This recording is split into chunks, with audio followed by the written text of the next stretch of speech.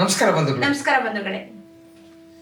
ಈಗ ನಾವು ಇನ್ನೊಂದು ವಿಶೇಷ ತೋರಿಸ್ತೀವಿ ಅಂತ ಹೇಳಿದ್ವಿ. ಹೌದು, ಈ ಪಾಯಸದ ವಿಡಿಯೋದಲ್ಲಿ ವರ್ಕಿ ಪಾಯಸದ ವಿಡಿಯೋ ಹೌದು, ನಮ್ಮ ಹಿಂದಿನ ವಿಡಿಯೋನಲ್ಲಿ ಹೇಳಿದ್ವಿ. ಹೌದು, ಅದನ್ನೇ ಕಂಟಿನ್ಯೂಯೇಷನ್ ವರ್ಕಿ ಹಲ್ವಾ ಅಂತ ನಾ ಹೇಳಿದ್ವಿ. ವರ್ಕಿ ಹಲ್ವಾ ಮಾಡೋದು ಹೇಗೆ ಅಂತ ಇವತ್ತು ತೋರಿಸ್ಬಿಟ್ಟು ಇವತ್ತಿನ ಒಂದು ಹೊಸ ರುಚಿ ವರ್ಕಿ ಹಲ್ವಾ ಅಂತ ಅದನ್ನ ಮಾಡ್ಬಿಟ್ಟು ನೋಡೋಣ ಹೇಗಿರುತ್ತೆ ಅಂತ. ಯಾಕಂದ್ರೆ ನನ್ನದು ಬಹಳ ಕುತೂಹಲವಾಗಿ ಕಾಯ್ತಾ ಇದ್ದೀನಿ, ಅದು ಹೆಂಗ್ ಔಟ್ ಬರುತ್ತೆ, ಅದರದ್ದು ಡಿಶ್ ಔಟ್ ಹೆಂಗಿರತ್ತೆ, ಅದು ಹೆಂಗ್ ಬರುತ್ತೆ. ಯಾಕಂದ್ರೆ ಹಲ್ವಾ ಮಾಡೋದು ನನಗೆ ತಿಳಿದ ಮಟ್ಟಿಗೆ ಸುಲಭವಾಗಿರೋದಲ್ಲ. ಕೆಲವ್ರಿಗೆ ಏನಾಗತ್ತೆ ಅಂದ್ರೆ ತುಂಬಾ ಗಟ್ಟಿಯಾಗಿ ಹೋಗ್ಬಿಡತ್ತೆ, ಕೆಲವ್ರಿಗೆ ಏನಾಗತ್ತೆ ಅಂದ್ರೆ ತುಂಬಾ ಗಟ್ಟಿ ಆಗೋದೇ ಅಂತ ನೀರಂಗೆ ಬಂದ್ಬಿಡತ್ತೆ. ಅದು ಸರಿಯಾದ ಹದದಲ್ಲಿ ಸರಿಯಾದ ಪ್ರಮಾಣದಲ್ಲಿ ಏನೇನ್ ಸಾಮಗ್ರಿಗಳು ಬೇಕೋ ಹಾಕ್ಬಿಟ್ಟು ಮಾಡಿದಾಗ ಹಲ್ವಾ ಅನ್ನೋದು ಹಲ್ವಾ ಆಗಿ ಬರುತ್ತೆ. ಸೊ ಅದರಿಂದ ಇವತ್ತು ನೋಡ್ಕೊಳ್ಳೋಣ ಹೇಗಿರತ್ತೆ ಹಲ್ವಾ, ವರ್ಕಿ ಹಲ್ವಾ ಹೇಗಿರತ್ತೆ, ಅದನ್ನ ಹೇಗ್ ಮಾಡೋದು, ಯಾವ ಹಂತದಲ್ಲಿ ಏನೇನ ಪ್ರೊಸೀಜರ್ ಇರತ್ತೆ, ಏನೇನ್ ಹಾಕ್ಬೇಕು ಏನೇನ್ ಹಾಕ್ಬಾರ್ದು, ಯಾವ ಹಂತದಲ್ಲಿ ಅದನ್ನ ತೆಗಿಬೇಕು, ಯಾವ ಹಂತದಲ್ಲಿ ಇನ್ನೊಂದ್ ಸ್ವಲ್ಪ ಬೇಯಿಸ್ಬೇಕು, ಇನ್ನೊಂದ್ ಸ್ವಲ್ಪ ಕುದಿಸ್ಬೇಕು ಅಂತ ತಿಳ್ಕೊಳ್ಳೋಣ. ಹಾಗಾದ್ರೆ ನಾವು ಶುರು ಮಾಡೋಣ ಇವತ್ತಿನ ವರ್ಕಿ ಹಲ್ವಾ, ವರ್ಕಿ ಪಾಯಸದ ಮುಂದುವರೆದ ಭಾಗ. ಹೌದು, ಇಷ್ಟು ಹಚ್ಕೊಳ್ಳೋಣ. ಆ ಪಾಯಸನೇ ಕಂಟಿನ್ಯೂಯೇಷನ್. ಈಗ ಸ್ವಲ್ಪ ಹಾಲು ಹಾಕೋಣ. ಈ ಹಾಲು ಯಾಕೆ ಅಂದ್ರೆ ಸಕ್ಕರೆ ಕರಗಕ್ಕೆ. ಸೊ ಇಲ್ಲ ಕಾಲ್ ಬಟ್ಲಿನ ಸಾಕು ಸಾಕು ಸಾಕು. ಸಕ್ಕರೆ ಹಾಕ್ಬಿಡಮ್ಮ, ಅಷ್ಟು ಹಾಕ್ಬಿಡಮ್ಮ, 1/4 ಬಟ್ಲು ಸಕ್ಕರೆ. ಸಾಕು. ಈ ಹಂತದಲ್ಲಿ ನಾವು ಆಗಲೇ ಪಾಯಸ ಮಾಡಿದ್ವಲ್ಲ, ಆ ಪಾಯಸನೇ ಇದಕ್ಕೆ. ಆ ಪಾಯಸದ ಮುಂದುವರೆದ ಭಾಗ ಹಲ್ವಾ ಹಾಕೋಣ. ಅಥವಾ ಪೌಡರ್ ಮಾಡಿ ಇಟ್ಕೊಂಡಿದ್ವಲ್ಲ ಅದನ್ನು ಹಾಕೋಬಹುದು.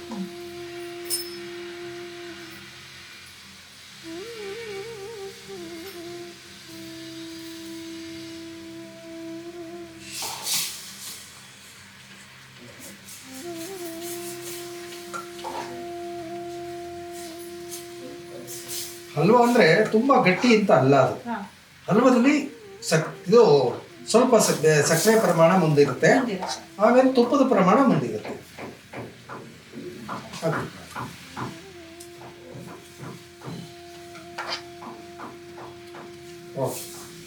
ಈಗ ಈ ಹಂತದಲ್ಲಿ ನಾವಾಗಲೇ ಪುಡಿ ಮಾಡಿ ಇಟ್ಕೊಂಡಿದ್ವಲ್ಲ, ಆ ಪುಡಿನ ಒಂದ್ ಸ್ವಲ್ಪ ಹಾಕೋದು.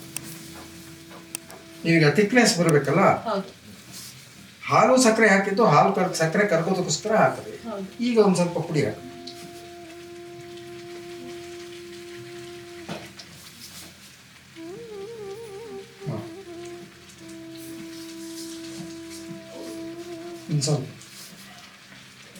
ನಾವು ಈಗ ಕಾವು ಕಮ್ಮಿ ಮಾಡ್ಕೊಂಡು ವರ್ಕಿ ಪುಡಿ ಏನ್ ಮಾಡ್ಕೊಂಡಿದೀವೋ ಅದನ್ನ ಹಲ್ವಾಗೆ ನೋಡಿ ನೋಡಿ ಹಾಕ್ಬೇಕು. ಒಂದೇ ಸರಿ ಹಾಕ್ಬಿಟ್ರೆ ಅದು ಅತಿ ಆಗ್ಬಾರ್ದು, ತುಂಬಾ ಕಡಿಮೆನೂ ಆಗ್ಬಾರ್ದು. ಸೊ ಅದನ್ನ ನೋಡ್ಕೊಂಡು ಅದು ಎಷ್ಟ್ರ ಬಗ್ಗೆ ಸರಿ ಹೊಂದತ್ತೆ ಕನ್ಸಿಸ್ಟೆನ್ಸಿ ನೋಡ್ತಾ ಸಾಕು. ಇಷ್ಟು ಹಾಕಿದ್ರೆ ಸಾಕು. ಇದು ತುಂಬಾ ಗಟ್ಟಿ ಬರುತ್ತೆ, ತುಪ್ಪ ಹಾಕೋಣ.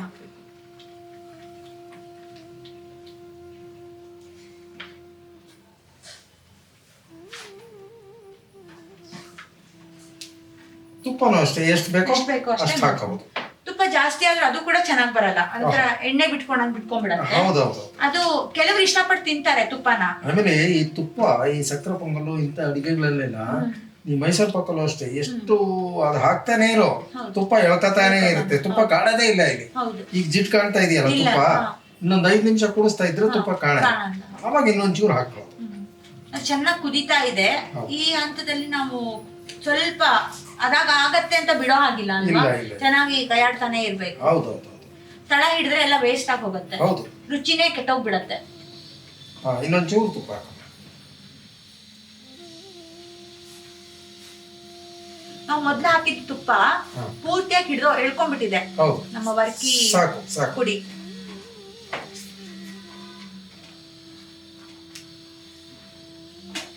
ಟೆಕ್ಸ್ಚರ್ ಹೇಗಿದೆ ಆಯ್ತಾ ನೋಡೋದಕ್ಕೆ, ಶೈನಿಂಗು. ಹೌದು,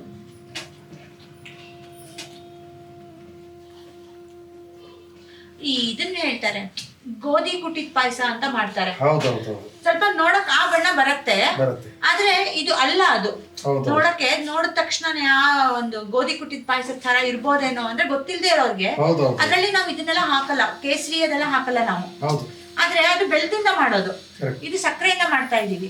ಎಷ್ಟು ಚೆನ್ನಾಗಿ ಕಾಣ್ತಾ ಇದೆ ಅಂತಂದ್ರೆ ನಮ್ಮ ತಂದೆ ಈ ಗೋಧಿನಲ್ಲಿ ಒಂದು ಸಜ್ಜಿಗೆ ಅಂತ ಮಾಡ್ಕೊಡು, ಹಾ, ಈ ಬಾಣಂತಿರ್ಗೆ, ಹೌದು, ಆಮೇಲೆ ಈ ಋತುಮತಿಯಾದ ಹೆಣ್ಣು ಮಕ್ಕಳಿಗೆ ಗೋಧಿ, ಕೊಬ್ಬರಿ ಮತ್ತೆ ಇದು ಬೆಲ್ಲ, ಬೆಲ್ಲ. ತುಪ್ಪ, ಹೌದು, ದ್ರಾಕ್ಷಿ ಗೋಡಂಬಿನೂ ಹಾಕ್ತಾ ಇರ್ಲಿಲ್ಲ. ಹೌದು. ಬಡತನದ ಕಾಲ ದ್ರಾಕ್ಷಿ ಗೋಡಂಬಿನೂ ಹಾಕ್ತಾ ಇರ್ಲಿಲ್ಲ. ತುಪ್ಪ ಸಿಕ್ಕೋದು ಯಾಕೆಂದ್ರೆ ಬೆಣ್ಣೆ ತಗೊಳ್ಳೋರು. ಹೌದು. ನಮ್ಮ ಕೊಣದೂರಲ್ಲಿ ಗುರುವಾರ ಸಂತೆ ಆಗೋದು. ಹಾ, ಈ ನಮ್ಮಲ್ಲಿ ನಮ್ಮ ಕಡೆ ಕಬ್ಳಿಗೆರೆ ಬೆಣ್ಣೆ, ಬಿದ್ರೂರು ಬೆಣ್ಣೆ ಅಂದ್ರೆ ತುಂಬಾ ಫೇಮಸ್ ಹಾ, ಆಯ್ತಾ. ಕಬ್ಳಿಗೆರೆ ಬೆಣ್ಣೆ ಬರೋದು. ಹ್ಮ್, ಆಮೇಲೆ ನಮ್ಮೂರ ಹತ್ರ ಇನ್ನೂ ಒಂದು 3-4 ಹಳ್ಳಿಗಳಿವೆ. ಹ್ಮ್, ಆ ಹಳ್ಳಿಗಳಿಂದ ಒಳ್ಳೆ ಬೆಣ್ಣೆ ಬರೋದು. ಆ ಬೆಣ್ಣೆ ಮಾತ್ರ ನಮ್ಮ ತಂದೆ ತೆಗೆದಿರೋರು. ಅದರಲ್ಲಿ ತುಪ್ಪ ಮಾಡಿ ಗೋಧಿ ಸಜ್ಜಿಗೆ ಮಾಡ್ಕೊಡ್ತಾ ಇದ್ವಿ. ಈಗ ಅದನ್ನ ನಮ್ಮ 2ನೇ ಅಣ್ಣ ನರಸಿಂಹಮೂರ್ತಿ ಅಂತ ಹಾಸನದಲ್ಲಿದ್ದಾರೆ, ಹಾ. ಅವ್ರು ಮಾಡ್ಕೊಡ್ತಾರೆ, ಮಕ್ಕಳಿಗೆಲ್ಲ ಮಾಡ್ಕೊಡ್ತಾರೆ. ಇಲ್ಲ, ನೀವ್ ಹೇಳಿದಾಗ ನಂಗೆ ನಾಪ್ಕ ಬಂತು. ನನ್ನ ಬಾಣಂತನದಲ್ಲೂ ಕೂಡ ನಮ್ಮ ಅಪ್ಪ ಹೇಳಿ ಮಾಡಿಸೋರು. ಹೌದು, ಸಂಪ್ರದಾಯ ಕಡೆಗೆ ಅದು. ಹೌದು, ಬೆಳಗ್ಗೆ ತಿಂಡಿಗೆ ಏನ್ ಕೊಡ್ತಾರೋ ಆ ಟೈಮಲ್ಲಿ ಬಿಸಿ ಬಿಸಿಯಾಗಿ ತಿನ್ಬೇಕು ಅಂತ. ಹೌದು, ಅದು ತಣ್ಣಗಾದ್ಮೇಲೆ ರುಚಿ ಇರಲ್ಲ, ಬಿಸಿ ಇದು ಬಿಸಿಯಾಗಿ ಈ ತಿನ್ಬೇಕು. ಮೆಂತಿ ಹಿಟ್ಟು, ಹಾ, ಹೌದು. ಆಮೇಲೆ ಈ ತರದನ್ನೆಲ್ಲ ಬಾಣಂತರಿಗೆ ಪೋಷಣೆಗೋಸ್ಕರ ಕೊಡ್ತಾರೆ. ಲೇಹ ಅಂತ ಬೆಳಗ್ಗೆ ಎದ್ದ ಹೌದು, ತಕ್ಷಣ ಹೌದು. ಕೊಡೋದು. ಅದಾಗಿ ಒಂದ್ ಸ್ವಲ್ಪ ಹೊತ್ತಿಗೆ ಹಾಲು ಕುಡಿದ್ಮೇಲೆ ಹೌದು, ನಮ್ಗೇನಿರತ್ತೋ ಈ ಎಣ್ಣೆ ನೀರು ಇದೆಲ್ಲ ಮುಗಿದ ಮೇಲೆ ಹೌದು, ಅದು ಮಗುಗೂ ಅವಾಗೆಲ್ಲ ಹೇಳ್ತಾರಲ್ವಾ, ಮಗುಗೂ ತಾಯಿಗೂ ಒಂದೇ ದಿನ ನೀರ್ ಹಾಕ್ಬೇಕು ಅಂತೆಲ್ಲ. ಹೌದು, ಅದೆಲ್ಲ ಮಾಡಾದ್ಮೇಲೆ ಇನ್ನೊಂದ್ ಸ್ವಲ್ಪ ತುಪ್ಪ. ಬಿಸಿ ಬಿಸಿಯಾಗಿ ತಿನ್ಕೊಂಡು ನಿದ್ದೆ ಮಾಡಿ ಅಂತ ಹೇಳೋರು. ಹೌದು, ನೋಡಿ ತುಪ್ಪ ಎಲ್ಲ ಅಗಲೇ ಹಾಕಿದ್ದು ನೋಡಿ, ಇದು 3ನೇ ಸಾರಿ ಹಾಕ್ತಾ ಇರೋದು ತುಪ್ಪನ. ಹೌದು. ಆದ್ರೂ ಕೂಡ ಯಾವ ತುಪ್ಪ ಹಾಕಿದೀವೋ ಇಲ್ವೋ ಅನ್ನೋಂಗ್ ಆಗ್ತಾ ಇದೆ. Correct. ಅಷ್ಟೊಂದು ಹೀರ್ಕೋತಾ ಇದೆ. ಹೌದು, ಅಂದ್ರೆ ಆ ತುಪ್ಪದ ಒಂದು ಘಮ, ಪರಿಮಳ, ತುಪ್ಪದ ಒಂದು ರುಚಿ ಇರತ್ತಲ್ವಾ, ಅದು ಇವಾಗ ಗೊತ್ತಾಗಲ್ಲ. ತಿನ್ನುವಾಗ ಹೌದು. ಬಾಯಿಗೆ ಅದು ರುಚಿ ಕೊಡುತ್ತೆ. ಇನ್ನೊಂಚೂರು ಏಲಕ್ಕಿ ಪುಡಿ.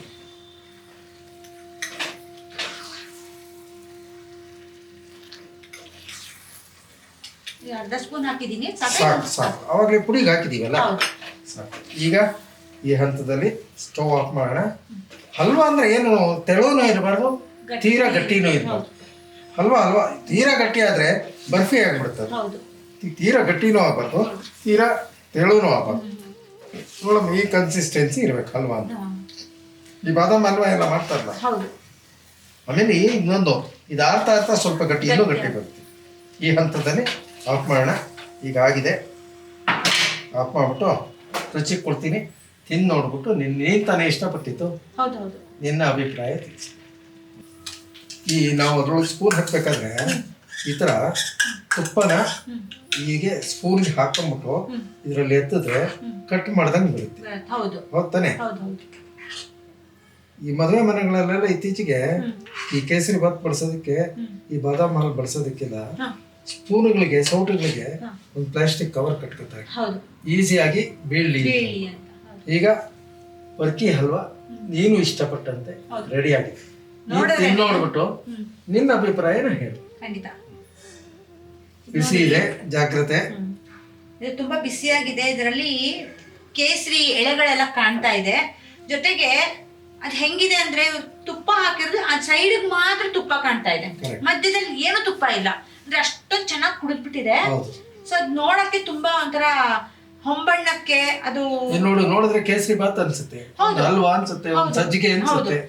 ಆದ್ರೆ ಇದನ್ ರುಚಿ ನೋಡ್ತಾ ಇದ್ರೆ ಹೆಂಗಿರತ್ತೋ ನೋಡೋಣ. ನಾನು ಟ್ರೈ ಮಾಡ್ತೀನಿ ಇವಾಗ. ಯಾಕಂದ್ರೆ ಇದ್ರ ಘಮ ಮಾತ್ರ ಸಖತ್ತಾಗಿ ಬರ್ತಾ ಇದೆ. ಅದನ್ನ ಬಾಯಲ್ಲಿ ಶಬ್ದಗಳಲ್ಲಿ ವರ್ಣಿಸಕ್ ಆಗಲ್ಲ, ಆ ರೀತಿಯಾದಂತಹ ಒಂದು ಪರಿಮಳ ಬರ್ತಾ ಇದೆ ಇದರಿಂದ. ನಾನು ಟ್ರೈ ಮಾಡ್ತೀನಿ ಇವಾಗ.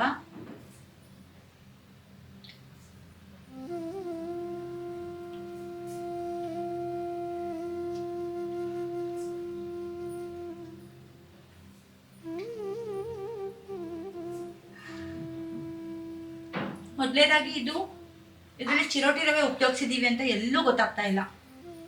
ಎರಡನೇದ್ದು ಬಾದಾಮಿ, ಗೋಡಂಬಿ, ಏಲಕ್ಕಿಯ ಒಂದು ಫ್ಲೇವರ್ ಎಷ್ಟು ಚೆನ್ನಾಗಿ ಬರ್ತಿದೆ ಅಂದ್ರೆ, ಪ್ರತಿಯೊಂದು ಕಣದಲ್ಲೂ ಅದು ಅಷ್ಟೊಂದು ಚೆನ್ನಾಗಿ ಮಿಕ್ಸ್ ಆಗಿದೆ. ಅದು ಹೊಂದಿಗೂಡ್ಕೊಂಡು ಎಷ್ಟು ಚೆನ್ನಾಗಿ ಬರ್ತಾ ಇದೆ.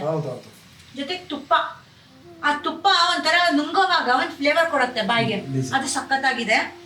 ಅದ್ರ ಜೊತೆಗೆ ಸ್ವೀಟ್ ಇದೆಯಲ್ಲ, ಬಾದಾಮಿ, ಗೋಡಂಬಿ, ನಾವು ಹಾಕಿರೋ ರವೆ, ಅಕ್ಕಿ, ಏನೇನು ಅಕ್ಕಿ ಹಿಟ್ಟು, ಮೈದಾ ಹಿಟ್ಟು, ಇದೆಲ್ಲ ಹಾಕಿರುವಂತ ಪದಾರ್ಥಗಳಲ್ಲಿ ಸಕ್ಕರೆ ಸರಿಯಾಗಿ ಮಿಕ್ಸ್ ಆಗಿದೆ. ಎಷ್ಟು ಒಂಚೂರು ಜಾಸ್ತಿನೂ ಅಲ್ಲ, ಒಂಚೂರು ಕಡಿಮೆನೂ ಅಲ್ಲ, ಹದವಾಗಿದೆ. ಆಮೇಲೆ ಅದನ್ನ ಬೇಯಿಸಿರೋದು ಕೂಡ ಅಂದ್ರೆ ನಾವು ಮಾಡಿದೀವಲ್ವಾ, ಅದಕ್ಕೆ ಉಷ್ಣತೆ ಕೊಟ್ಟಿರೋದಿರ್ಬೋದು, ಅದನ್ನ ಕೈಯಾಡಿದ್ದಿರ್ಬೋದು, ಆಫ್ ಮಾಡಿರೋ ಅಂತ ಪ್ರತಿಯೊಂದು ಇಷ್ಟು ಚೆನ್ನಾಗಿದೆ ಅಂತಂದ್ರೆ ನಾನೇನ್ ಹೇಳ್ತೀನಿ ಅಂದ್ರೆ ನಮ್ಮ ವೀಕ್ಷಕ ಬಂಧುಗಳಿಗೆ ಪ್ರತಿಯೊಬ್ರು ಇದನ್ನ ಟ್ರೈ ಮಾಡಿ. ತುಂಬಾ ಚೆನ್ನಾಗಿದೆ. ಅದನ್ನ ಹೆಂಗೆ ಅಂತಂದ್ರೆ ಸ್ವೀಟ್ ತಿಂದೇ ಇರೋರು ಕೂಡ ಇಷ್ಟಪಟ್ಟು ತಿಂತಾರೆ. ಇದು ಸಜ್ಜಿಗೆ ಅಲ್ಲ, ನೋಡಕ್ ಸಜ್ಜಿಗೆ ಅಂತ ಅನಿಸ್ಬೋದು, ಆದ್ರೆ ಸಜ್ಜಿಗೆ ಅಲ್ಲ. ನೋಡಕ್ಕೆ ಬೇರೆ ರೀತಿಯ ಯಾವುದೋ ಪಾಯಸ ಅನಿಸ್ಬೋದು, ಅಕ್ಕಿ ತರಿ ಪಾಯಸ ಯಾವುದೂ ಅಲ್ಲ. ಇದು ತುಂಬಾ ಡಿಫ್ರೆಂಟ್ ಆಗಿದೆ. ಒಂದ್ಸರಿ ಖಂಡಿತ ಮಾಡಿ ನೋಡಿ. ಆಮೇಲೆ ತುಂಬಾ ಎಲ್ಲರಿಗೂ ಇಷ್ಟ ಆಗತ್ತೆ, ಮನೆ ಜನರು ಪ್ರತಿಯೊಬ್ಬರಿಗೂ ಇಷ್ಟ ಆಗತ್ತೆ. ಪ್ರತಿಯೊಬ್ರು ಇದನ್ನ ಮಾಡಿ ಸವಿರಿ. ಜೊತೆಗೆ ನಿಮ್ಮ ಅಭಿಪ್ರಾಯನ ನಮ್ಮ ಜೊತೆ ಹಂಚ್ಕೊಳ್ಳೋದನ್ನ ಮರಿಬೇಡಿ. ಯಾಕೆ ಅಂದ್ರೆ ನಿಮ್ಮ ಅಭಿಪ್ರಾಯಗಳು ನಮ್ಮನ್ನ ಪ್ರೋತ್ಸಾಹಿಸತ್ತೆ. ಹೊಸ ಹೊಸ ಅಡಿಗೆನ ಮಾಡೋದಕ್ಕೆ, ಹೊಸ ಹೊಸ ಅಡಿಗೆನ ತೋರ್ಸೋದಕ್ಕೆ ನಿಮ್ಮ ಅಭಿಪ್ರಾಯಗಳು ನಮಗೆ ತುಂಬಾ ಮಹತ್ವಪೂರ್ಣವಾಗಿರುತ್ತೆ. ಅದರಿಂದಾಗಿ ನಿಮ್ಮ ಅಭಿಪ್ರಾಯ ತಿಳಿಸಿ. ತುಂಬಾ ಚೆನ್ನಾಗಿದೆ, ಪ್ರತಿಯೊಬ್ರು ಟ್ರೈ ಮಾಡಿ ನೋಡಿ ಅಂತ ಕೇಳ್ಕೊಳ್ತಾ ನಮ್ಮ ಮಾಮಾಸ್ ಕೈ ರುಚಿಯ ಮುಗಿಸೋಂತ ಹಂತದಲ್ಲಿದ್ದೀವಿ. ಸೊ ಈ ನಿಮ್ಮ ಮಾಮಾಸ್ ಕೈ ರುಚಿಯ ಈ ದಿವಸದ ವರ್ಕಿ ಹಲ್ವಾ ನಿಮಗೆ ಇಷ್ಟ ಆಗಿದೆ ಅಂತ ಭಾವಿಸ್ತೀವಿ. ಈ ವರ್ಕಿ ಹಲ್ವಾ ಇಷ್ಟ ಆಗಿದ್ರೆ ದಯವಿಟ್ಟು ನೀವೆಲ್ಲ ಮನೆಯಲ್ಲಿ ಮಾಡಿ ಅಕ್ಕಪಕ್ಕದವ್ರಿಗೆ ಒಂದು ಬಳಗಕ್ಕೆ ಕೊಟ್ಟು ಸಿಹಿಯನ್ನು ಹಂಚಿತೀನಿ. ಹಾಗೆ ಈ ನಿಮ್ಮ ಮಾಮಾಸ್ ಕೈ ರುಚಿ ಬೆಳೆಯೋದಕ್ಕೆ ದಯವಿಟ್ಟು ಶೇರ್ ಮಾಡಿ, ಸಬ್ಸ್ಕ್ರೈಬ್ ಮಾಡಿ, ಹಾಗೆ ಲೈಕ್ ಮಾಡಿ. ಈ ವಿಡಿಯೋನ ಲೈಕ್ ಮಾಡಿ. ಎಲ್ಲ ನೋಟಿಫಿಕೇಶನ್ಗಳನ್ನು ಬೆಲ್ ಐಕಾನ್ ಪ್ರೆಸ್ ಮಾಡೋದ್ರಿಂದ ನೋಟಿಫಿಕೇಶನ್ಗಳು ನಿಮಗೆ ಸಿಗತ್ತೆ. ಆ ನೋಟಿಫಿಕೇಶನ್ಗಳನ್ನ ನೋಡ್ಬಿಟ್ಟು ಎಲ್ಲ ರೀತಿಯ ಅಡುಗೆಗಳನ್ನು ಮನೆಯಲ್ಲಿ ಪ್ರಯತ್ನ ಪಟ್ಟು ಮಾಡಿ. ಅದನ್ನ ನಿಮ್ಗೆ ಏನೇ ಡೌಟ್ಸ್ ಬರಲಿ, ಯಾವುದೇ ಟೈಮಲ್ಲಿ ಡೌಟ್ಸ್ ಬರಲಿ, ನಮಗೆ ಕಾಲ್ ಮಾಡಿ ಕನ್ಫ್ಯೂಷನ್ಸ್ನ ಕ್ಲಿಯರ್ ಮಾಡ್ಕೊಳ್ಳಿ.